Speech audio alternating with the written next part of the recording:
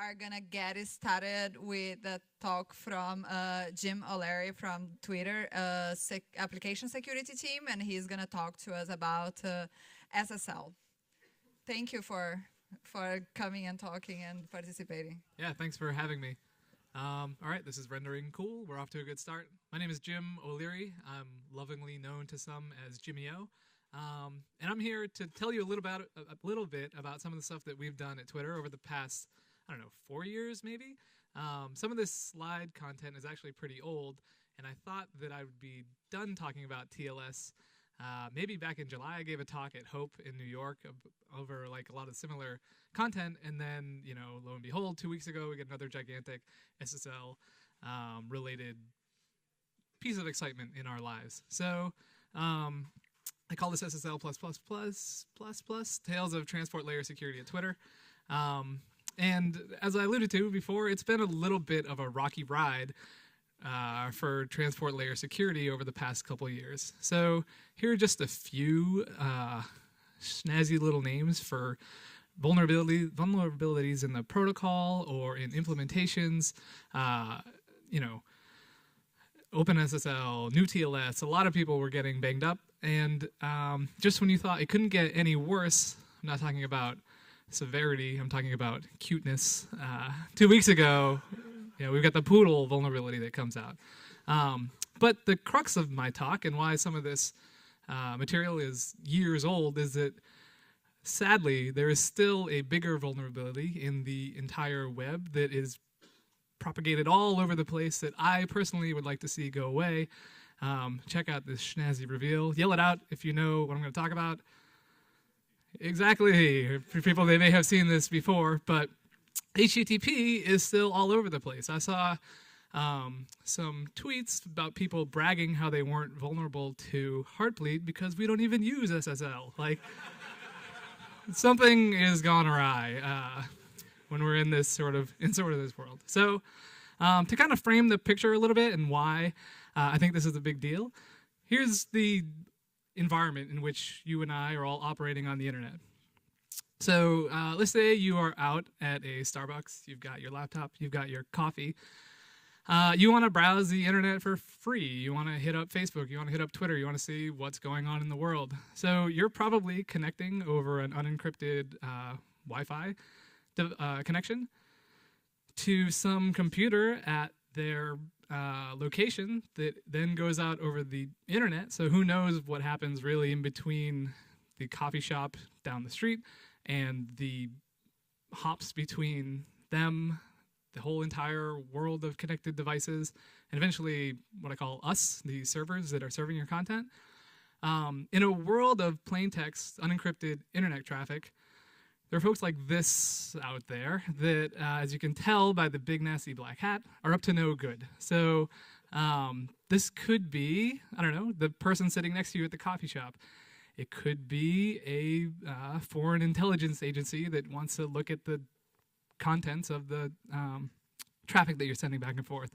It could be your cell phone provider that's injecting HTTP headers for tracking and advertising sales to target you as an individual user. So basically every one of these hops between any of the nodes in this big kind of diagram is an opportunity for either passive monitoring or active tampering with the content that is coming from us to you. And so, sort of like a don't just take my word for why this is bad, go to a Starbucks. This screenshot, a little trivia, is taken from the Starbucks that's right over there. I don't know which direction it is, but it's probably the nearest Starbucks to Facebook headquarters from when I gave this talk about 2 years ago. And what you'll see is if you're running in a promiscuous network capture mode, you'll see all the ones and zeros as they fly around your head. You can assemble those into TCP and then HTTP and then see the values that are flying over the air in clear text. So in this case, if you dive into one such thing, let's say that you're running a server that takes a username and password as part of the login over HTTP. So this is a bad thing. As you can clearly see, my username and my real password projected up on the screen here could be sniffed out. So that's a bad thing. I think one thing that a lot of the internet figured out early on is that, okay, if we're going to take a credential pair from somebody, we should do so over an encrypted channel. So a lot of places, Twitter included, would say, oh, you want to log in? We'll do this login over SSL. We'll give you a cookie. And then from that point forward, we'll do everything else over HTTP. So as you'll see here, this is the big cookie. It can be a big serialized blob of stuff that we maybe encrypt or do whatever with, but it's essentially your authenticating piece of material for the duration of that session. So if somebody can go in and steal your cookie, they can be you without actually needing to know your username and password. So in a world like this, you end up with tools like this.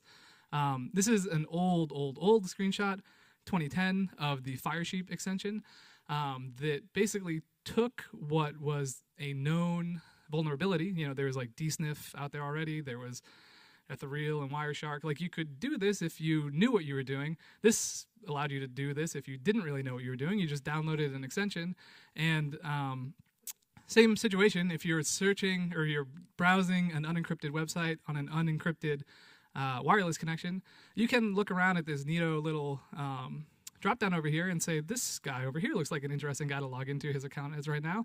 And so it would basically take advantage of the fact that your authenticating cookies were being sent all over the place in clear text. You could just hijack those. You're on the same exact connection, and then you just log in as them immediately. So pre-Snowden, pre-muscular, pre-whatever, like, this was a big driver for us to actually roll out this option on twitter.com. And so this was buried somewhat deeply in the settings for your Twitter account, but it was an opt-in setting that said always use HTTPS. So Twitter rolled this out. I know Facebook rolled this out at some point. But what we did, and this is sort of like the security at scale kind of stories and lessons learned side of things, is that we gave our most security savvy users a way to get what they wanted early on, like before anybody else actually got the chance to adopt this more widely. We said, if you know what you're doing, go in and opt into this setting. And we found that like a small percentage of security savvy users actually did this. And so that was great.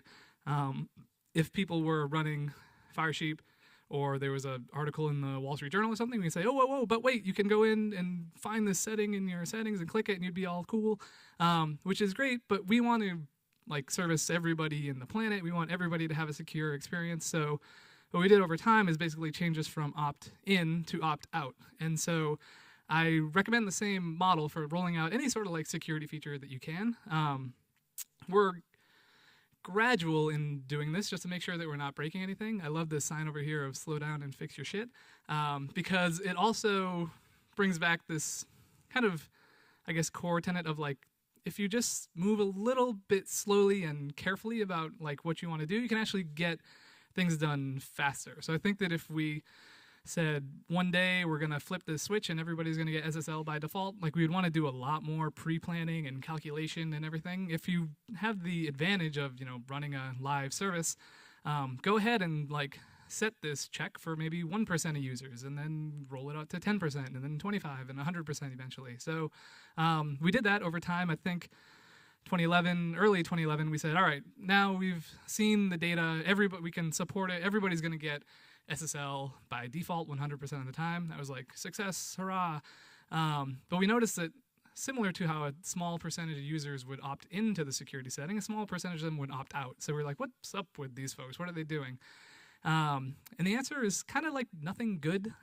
We saw not enough of it that we like didn't have the ability to analyze the data. So we could kind of jump into people that would write in with user reported issues. Basically, they had this box set and they couldn't do stuff anymore like browse Twitter at work because they had some SSL intercepting proxy that didn't actually like agree with their CA installed on their machine. So basically what that means is that wherever this guy was working was like actively like looking at the traffic he was sending on the network, man in the middling any SSL they could man in the middle, and also doing the same with HTTP. So what he did, because we also, like I said, never allowed login over HTTP, he would go home with his laptop, log in over SSL, get his cookies saved in his session and then bring his laptop into work and then serve Twitter all day. I was like, dude, just, install it on your phone or do something else, get some work done. But essentially, we figured out that enough people were not opting out of this for any good reason that we just removed the setting altogether at one point. So we said, that's it, SSL, whether or not you want it. And that's just the way we rolled. So I'd recommend taking that approach as well. You may alienate some of your user base for some wacky reasons potentially. But for the most part, especially if they're on a browser and they're on twitter.com, they'll have the support to be able to handle SSL. A few fun stories mixed in with some of the content here. Let me just jump to the part that's most relevant. So this is before we redirected to SSL all the time. Twitter is a great platform for expressing your beliefs to the whole entire world. Sometimes certain people don't want you to be able to do such a thing. And so the Indian government got interested in a few Twitter accounts of some journalists that were pushing some politically sensitive agenda. And so they ruled in, every ISP in the country had to block these Twitter accounts. And so they did so by giving them a list of URLs that contained the handles for each Twitter account. So it would be twitter.com/journalist1/journalist2. And the nice thing about SSL, right, is that your query string and the whole path is encrypted, not seen by any of the ISPs. So before we actually moved to SSL all the time, the power of the people themselves realized that, hey, if I just type S after this HTTP thing, I get to see all the accounts that the government wanted to block. And so this is fantastic, right? Like SSL as an enabling technology is very good. One slide that I feel compelled to add, because somebody will yell at me if I don't mention this, is that once you get to 100% SSL all the time with your sessions, fantastic, great. You've done a lot better than a lot of other companies out there. This guy's still around. He can do some things. He's got some tricks. One of which is the old HTTP twitter.com embedded source or embedded resource somewhere else, right? So the way the browser security model works is that we set a cookie for twitter.com. It's basically not scoped to protocol, like HTTPS twitter.com will get this cookie, HTTP twitter.com will get this cookie. And so even if we are HTTPS all the time, he can still make an outbound request to HTTP twitter.com and steal your cookie. So everybody mark your cookie secure all the time if you're over SSL, especially anything that's like sensitive, like an authenticating cookie, mark it secure and keep it protected. That brings us on to the next problem you might have if you're supporting HTTP in, say, like a logged out scenario. So what we did is we had that little checkbox. We would say, once you're logged in, which means you have authenticating cookies, you're SSL all the time. But before that, you're not logged in. What's the big deal? And so there's this attack known as sslstrip, where if you're actively man-in-the-middling traffic, let me step back. Browsers do a good job at telling you when you're on an SSL-ified connection. Like there's the green lock, there's HTTPS up there. What they don't do a good job telling you is if when you click this button, you're going to go over SSL. So this form could very well post your username and password over HTTP to our servers, or it could post it over HTTPS.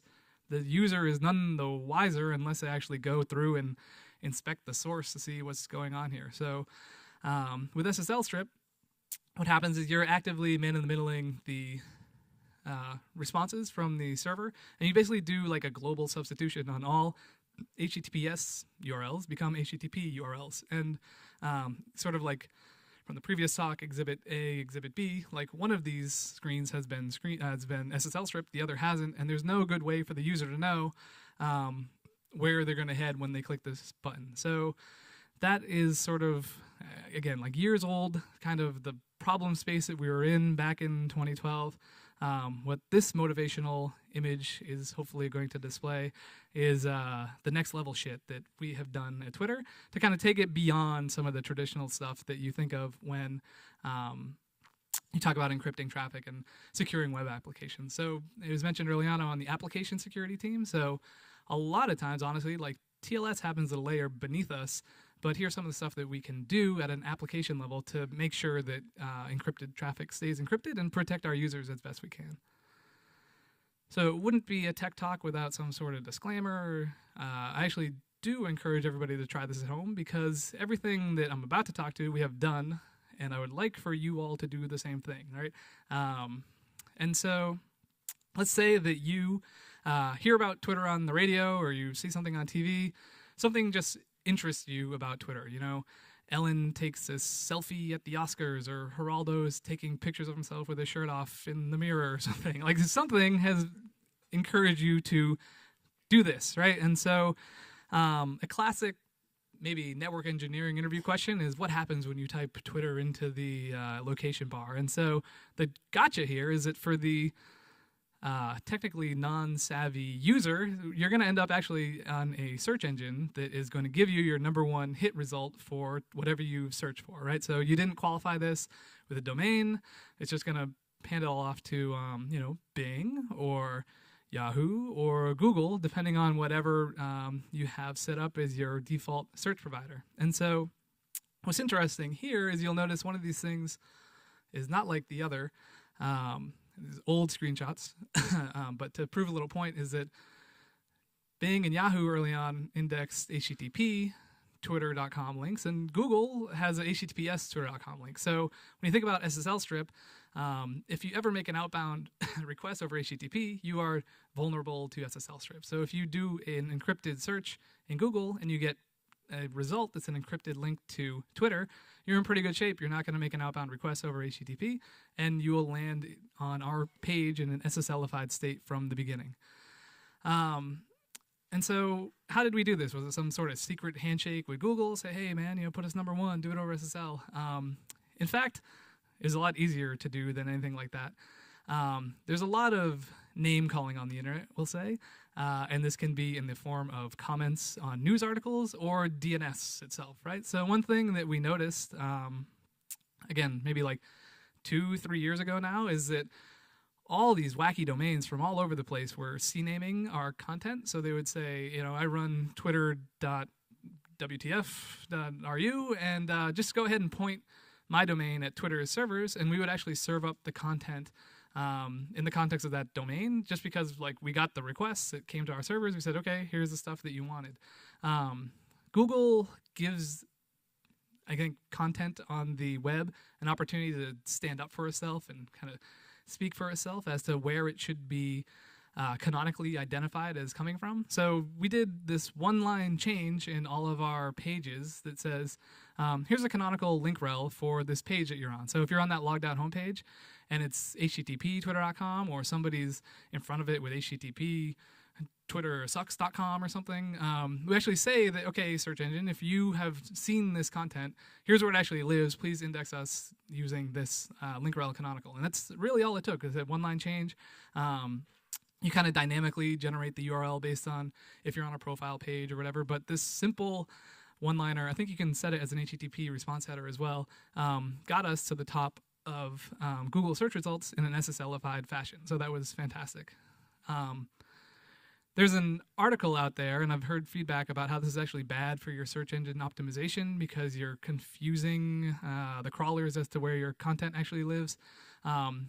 One funny aside, who can shout out what this is? URL encoded value / right? Yeah, so as a web app hacker, you may occasionally forget, it's like, oh, %2f, %3c, what was that? One of my quick and easy ways to make sure that I have correctly URL encoded the value that I'm thinking of is basically go to Google, type it in the Q parameter, and see what it decodes to. I was pleasantly surprised to see that %2f actually #1 search result is /. And again, this is back in the day, and we're HTTPS. So in terms of all the concerns for SEO, it actually worked out pretty well for us in this case. So do that. It's a one-line change. After that, this was before we started setting a 301 redirect from HTTP to HTTPS all the time. And Bing and Yahoo, their story back then is that this link rel canonical thing isn't like RFC compliant. What's the deal with it? Like, if you want to tell us that your content lives somewhere else, you should do so with HTTP response header. And so we made that change. And unfortunately, I think that we had such credibility and such sort of a presence in HTTP land for a while that we made this change. I was like, all right, fantastic, Bing, what do you got? Oh, HTTP, twitter.com, what's the deal? Same with Yahoo for a while too. So I think it just takes a little time for systems to pick this up. So now we've got HTTPS twitter.com on Bing as a result of the 301 redirect. So do that if you can. If you're an early stage company, like redirect to SSL from the very beginning so that you never end up with these artifacts of HTTP links to your sites getting sprayed all over the internet and indexed. But this took like over a year or something to finally like come to fruition. So if you can get in early, do so. After doing this, like I mentioned, I gave this talk in July at Hope, and Yahoo still had us indexed as HTTP. And so I basically emailed Alex Stamos. I was like, dude, can we just get SSL-ified? And then magically, like next time around, we were SSL-ified at the very top. So that was fantastic. And so there's no screenshot there because they don't show the actual URL. But basically, it's, again, if I were to build a site right now, SSL from the beginning so that you don't end up with these HTTP artifacts all over the internet. But let's take it back again. Let's say you're a more savvy computer user. You hear about Twitter. You think that it might live on twitter.com. Again, if you go back to the network engineering interview question, this guy is actually a little bit worse off because instead of hitting your default search engine, browsers by default are going to make this request out over HTTP, and then you are vulnerable to sslstrip. However, I wouldn't have a slide. I wouldn't be talking about this if we couldn't do something to prevent against it. What you'll notice if you want to play along with at home or take some homework is if you type http twitter.com into Chrome or Firefox, you'll see that this redirect happens, and also like fire up Wireshark, you'll see that this redirect happens without ever hitting the network. So this is fantastic because you, as the browser and the client, decide that okay, I got this request for twitter.com. I'm going to send it out over SSL. And how does this all work? It is the strict transport security header. So again, sort of a piece of cake one-liner to add to maybe your Apache config or anything like that. Maybe a little difficult to see, but it's a strict transport security header that basically tells a browser or a client, once you've hit my server over HTTPS, let's never go back to that scary world of plain text internet traffic again, right? So the browser keeps these smarts to say that for basically 20 years or something like that, I'm only ever going to use twitter.com over SSL. So that wipes out the SSL strip attack basically entirely. And so Moxie, the author of SSL strip, worked at Twitter for a little while. And some maybe conspiracy theorists out there thought that the way that we stopped being vulnerable to SSL strip is like hire the author. Psst, you want to whitelist twitter.com as a domain that we don't work against anymore? However, just the opposite, like you too can set this one header and eliminate the SSL strip threat from your attack. A situation in which we did have a contact at Google do some pretty neat stuff for us to help us out is that SSL or HSTS depends on a browser landing on SSL-ified version of your site at some point, and from that point forward, they'll always be protected with SSL.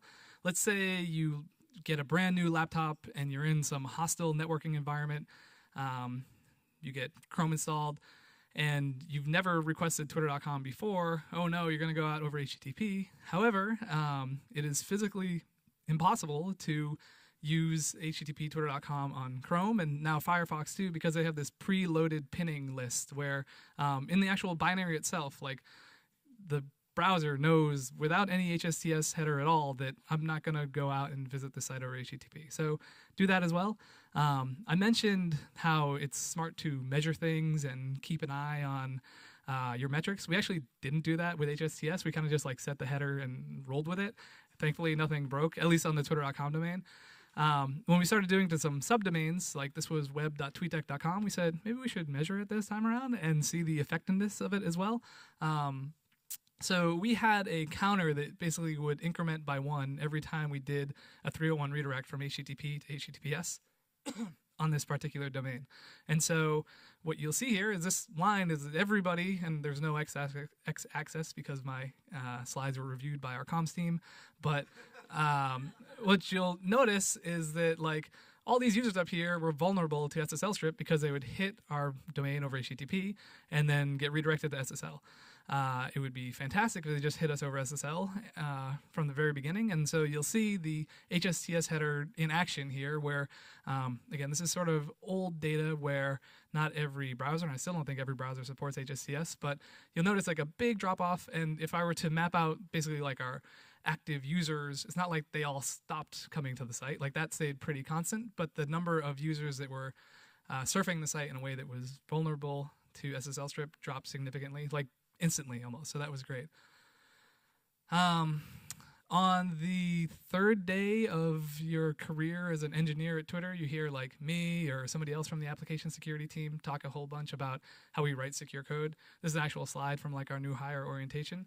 And it's a mantra that we have for everything external facing. We're getting even better on internal stuff. But once you've got this sort of baseline established, it's still possible for you or other people to mess up the integrity of your SSL-ified connections. So maybe the nemesis of a web developer that's trying to SSL-ify everything is the broken lock, right? So this means that you have introduced some HTTP content into your SSL-ified context, and the users are at risk because of this. Morgan Mayhem wrote a really awesome paper about how like there's corporate surveillance tools that will rely on the fact that you browse some resource over HTTP, and it'll then install a bunch of like surveillance malware on your machine. And we want no part of that action, basically. We want SSL for everything. And so what we do to basically like catch this bug in either development or production is we use content security policy. And so this is a noisy slide that I'll try to walk through a little bit more.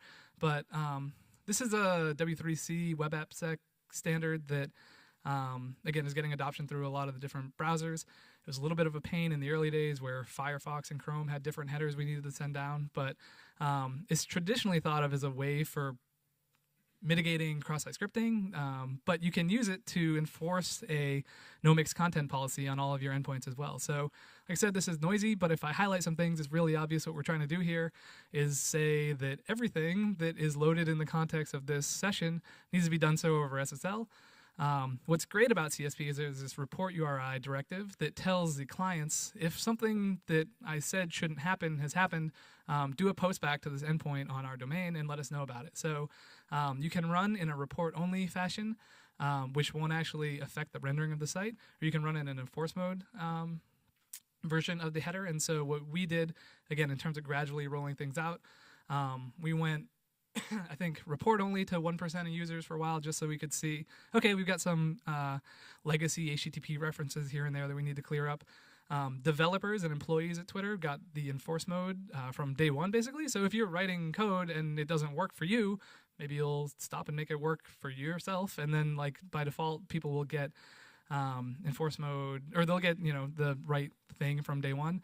And as of tomorrow, I think we're going to basically enforce mode all the time on twitter.com for everything with this particular header. But it took a little while for us to clean up some of the legacy embedded like iframe stuff that was over HTTP, just as a result of us having like old deals with partners that didn't necessarily support HTTPS.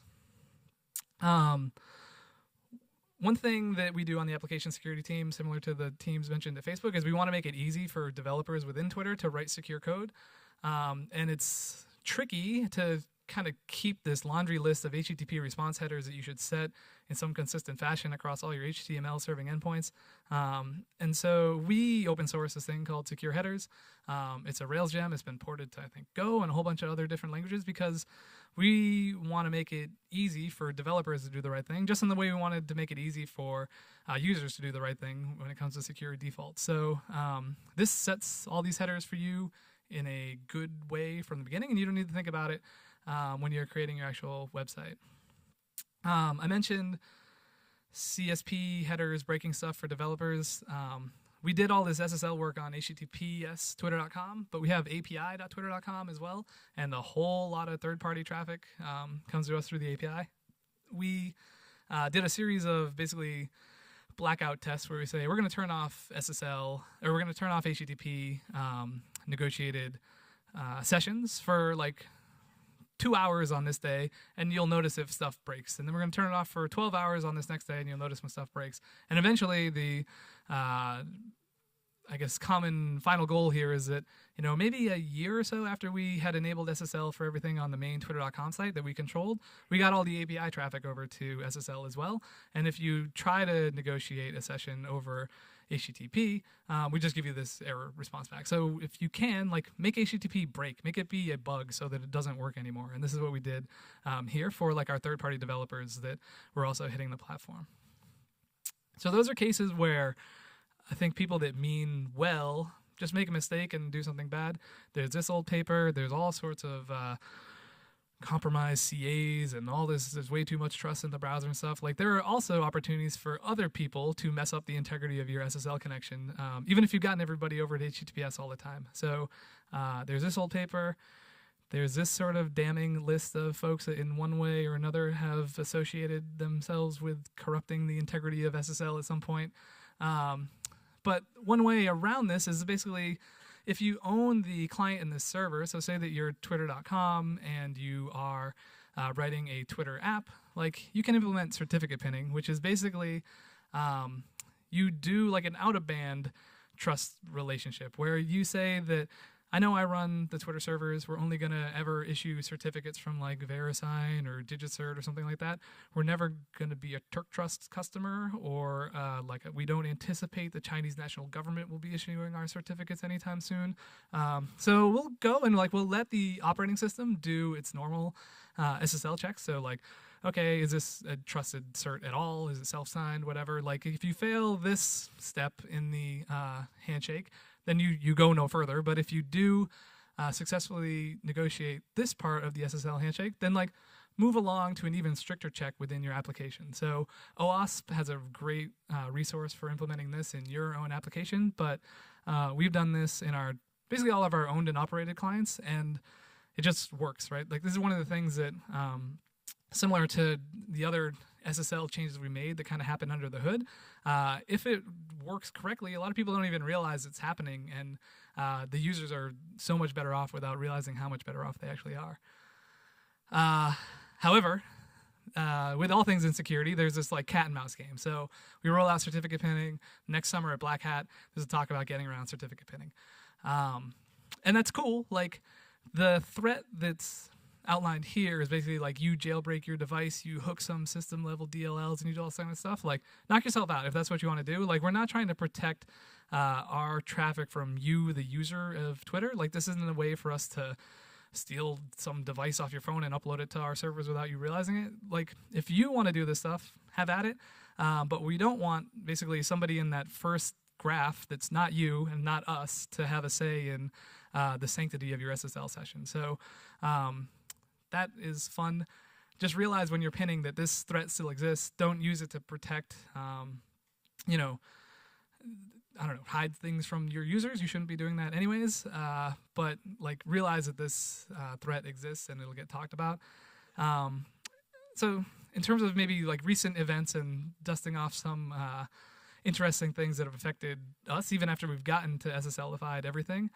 Gotofail, if you remember this from February of this year, was a bug in iOS, and like Twitter, even with its pinning and all this kind of stuff, was affected by gotofail. We got the same patch everybody else did when iOS updated, but at some point you need to draw the line on where you're going to let the underlying system like handle things, right? Like, I heard the people saying, like, let's totally rewrite our own OpenSSL now that there's been Heartbleed, and it's kind of like, yeah, you're just going to make different bugs or worse bugs or anything like that. Like, at some point you need to realize where you're making trust assumptions and then draw the line there. So gotofail did affect Twitter. That was a bummer, but it got patched just like it did with everybody else. One thing that did come out of the Snowden revelations and everything is this kind of need for perfect forward secrecy, so that if your SSL keys get stolen by the government, they can't go back and decrypt all your encrypted traffic that they've been recording for years and years and years.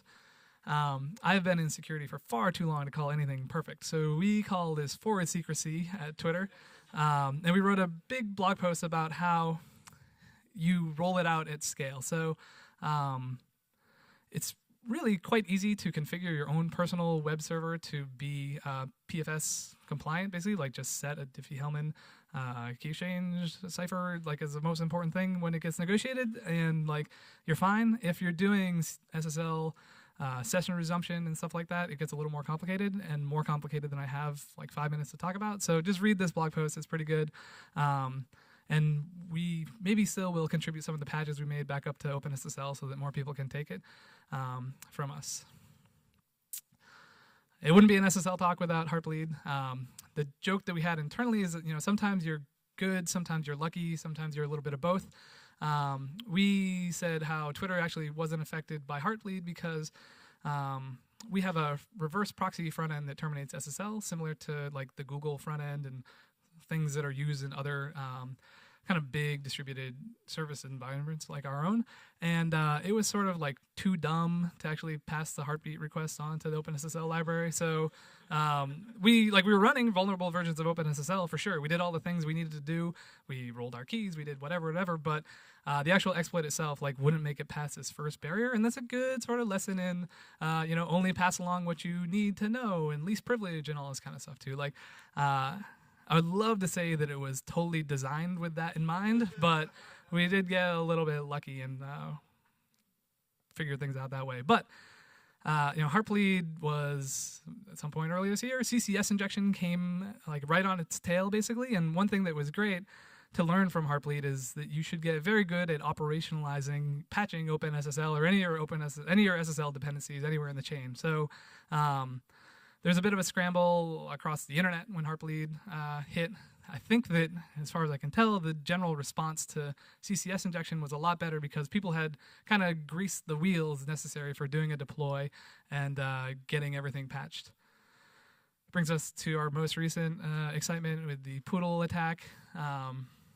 So there was a general, I think, rumbling or something was wrong in the force weeks ahead of the POODLE disclosure, and so we didn't get any concrete details, but people were like, hey, I think something's up with SSL v3, or just maybe something's going to be going down. So we didn't actually have instrumented logs saying what protocols people were connecting to us over. We had ciphers, and we used a lot of that in prioritizing cipher suites and everything. But so even that sense that something was wrong gave us time to roll out a deploy that would then kind of log how much SSL v3 traffic we were seeing, and as a result we're in a really good shape for all the decision makers when POODLE actually hit to say if we need to kill SSL v3, here's how we're going to do it, this is the amount of traffic we're going to lose, and et cetera, et cetera. So it was sort of pre-calculated that this is the thing that we could do.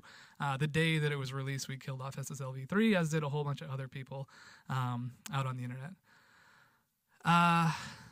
This is a valuable tool for you, but don't live and die by SSL labs. It is fantastic though, right? So you can do all sorts of trickery to get yourself to an A+ grade on SSL labs. Again, in terms of contributing patches back upstream, I would love to see if we can get some of our OpenSSL work we did for per protocol cipher suite selection back up there. And then I know that in the latest beta release of SSL Labs, if you support RC4 at all, you get capped at a B. So as I joked that I thought the slide deck was maybe over in July, I think that our work is still cut out for us in the whole world of HTTPS and SSL, that this slide deck is never going to die. But I've got probably 6 or so questions, and so this used to be the #1 Q&A. It would be the first guy at the microphone would say, hey, what about performance? So true story, Twitter in a post-SSL everything world is significantly faster than it was in the pre-SSL everything world, because there's no way that the rest of your code and your stack is so pristine and fine-tuned that what you really need to do is shave off this one TCP handshake that is the actual HTTPS session negotiation. So there is certainly somewhere else for you to improve performance, and there's all sorts of posts all over the place. I think Adam Langley from Google, we even have one saying that this is just not a compromise anymore. You can't say that we're going to speed things up by dropping transport layer encryption. You could also speed things up by not checking for authentication at all anymore, right? There are a lot of places you can make trade-offs, and this is just one where we don't do so anymore. That's all I've got. HTTPS, twitter.com/jobs, or I'm Jimmy O on Twitter. But hit me up. I'll be around. Any questions? Questions? In the back there. Thank you so much. So we live in 2014 right now, and much of the talk covered switching from existing service that supported HTTP to HTTPS only. And presumably the original choices for having HTTP service was old infrastructure and lack of security oversight. I'm curious if any of you guys at Twitter or somebody else in the room have good legitimate reason to have a service that that still supports HTTP. Yeah, I think there are use cases for HTTP. They're sort of dying out the more we untangle the actual intricacies there. But I mentioned this routing layer we have at the Twitter front end, and we can do all sorts of detection there. Like if you hit us on this one endpoint in your HTTP and you've got some user agent and you're coming from some IP block that is known to be like a carrier in like some other part of the world, that's cool. But there are also ways to basically like have that be a temporary trade-off. There are these like points of presence systems or POPs where you can just move the SSL handshake closer to the people on the planet that you're trying to reach, and then do backhaul SSL back to your data centers over a much thicker cable, if you will. So basically like move the negotiation faster or closer to the people that you're trying to reach. It's just like that's a much bigger investment than saying, okay, we'll let HTTP fly for this particular endpoint, basically. But you can make these sort of like exceptions. It's better to have them be like one-offs rather than something that everybody can do. Yeah.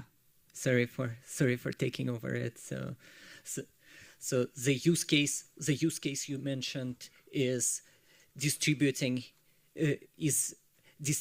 distributing your infrastructure over the world and distributing SSL termination and improving latency of the request, correct? Yeah, I mean, there's also this problem where, say, you have a Nokia device from 1992 that can't negotiate SSL with the certificates that are, this whole SHA-1 thing is a new thing that's kind of rolling out now too, right? Google, Microsoft are saying, in basically 2 years, we're going to kill off SHA-1. Here's a heads up for everybody all over the place. And a lot of times you need to have that plan in mind. Is the support of these devices an actual problem for you or anyone else in the room? Yeah, I mean, in Twitter for sure. We also have other avenues for you to access the service. So there's like SMS is a way that you can use Twitter. So there's no HTTP, there's nothing like that at all. Like there's no native app. We desperately want to give people a voice in the world, and so we never want to say like you need to be on the latest and greatest version of every operating system with the only SHA-512 certificates, blah, blah, blah. Like, we want to make sure that we're a reachable service because, the most secure service is one that's shut off. But you want to actually, like, balance this usability with security. Okay, we have a little bit of time for 2 more questions, and then we are going to have to get people to ask you later in the breaks or the happy hour. Hey, so you mentioned certificate pinning on applications. Are you concerned using the new public key pins header for web app? Yeah, we looked at it. I think with all this kind of stuff, it takes 2 to tango. So we wanted more adoption from clients before we started doing it on the server side of things. And when we have a client app that we're writing ourselves, we don't need that sort of dynamic nature because we can just push out a new release if we need to change our pins or something like that.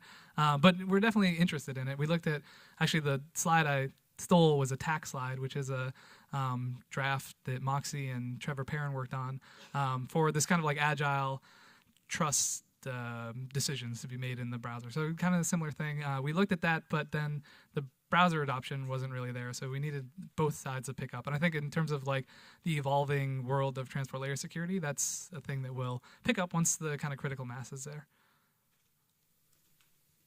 Hey, so one reason that HTTPS isn't more widely deployed, I would say, is for a lot of people, especially people outside this room, it's really confusing to set up correctly. You mentioned SHA-1, and there's a lot of other things that you can just do wrong when you're deploying it. Have you thought about ways a company of Twitter's size can help make this process easier for people? Yeah, we're involved in the HTTP working group. So HTTP 2, right, is like TLS by default. And so we would like to see that. I think the CAs are also something that needs to be reevaluated. Like if you want everybody to pay money to host a web server, like that's not really fair to everybody. So I know, like, I use StartCom on one of my personal sites for free, and like there just needs to be an alternative to giving the big guys a ton of money to run your site. So I mean, there's a market for extended validation, but also the world should be able to be encrypted without having to pay a bunch of money. And I think I'm out of time, but I'll be around. There are a few other tweeps here as well, so hit us up. And thanks, everybody. Thank you very much, Jim.